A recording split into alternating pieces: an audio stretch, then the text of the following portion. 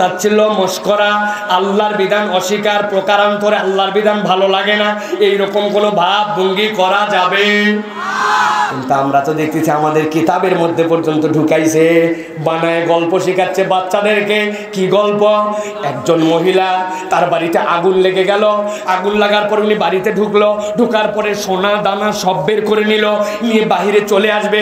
এমন সময় থেকে বাহিরে অনেক পুরুষ মানুষ, এই জন্য উনি আর বাহিরে আসলো না, আবার ভিতরে চলে গেল। পর্দা নষ্ট হয়ে যাবে জন্য ভিতরেই আগুনে কাপড় পেল না, একটা বোরকার পাট পেল না, একটা চাদর পেল না, একটা লুঙ্গি পেল না, যেটা উপর দিয়ে বাহিরে চলে আসতে পারবে। সব নিতে পারলো, কিন্তু এইটা নিতে পারলো না।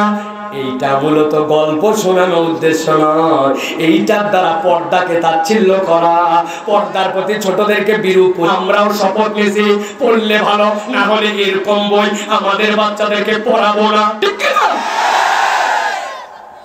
গল্প শোনাইছে আরেকটা, যে মহিলা একটা ট্রেনে করে যাচ্ছে, পা পিছলায় পড়ে গেছে প্ল্যাটফর্ম থেকে। পা পিছলায় পড়ার পর লোকজন উঠার জন্য আসছে, বলছে না পর পুরুষ আমাকে যেন হাত না দেয়। ঠিক আছে, কেউ ধরে নাই। তার সাথে একটা মহিলা আছে, সে আধা ঘন্টা চেষ্টা করছে, তাকে উঠাতে পারে নাই, কিন্তু হাত ধরতে দেয় নাই।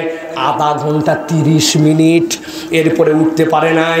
এই জন্য তার পর্দা নষ্ট হবে জন্য এরপরে ট্রেন তার উপর দিয়ে চলে গেল। এটা তো কেবল একটা পলট দিয়া ওই পারে চলে যাবে, আধা ঘন্টায় পারে না। এইরকম ভাবে বুঝায় যারা পর্দা করে তারা এরকম ব্যাকডেটেড। বাচ্চাদের অন্তরের মধ্যে এটা ঢুকায় দিতে চায়, আসল উদ্দেশ্য তার শিক্ষা দেওয়া নয়।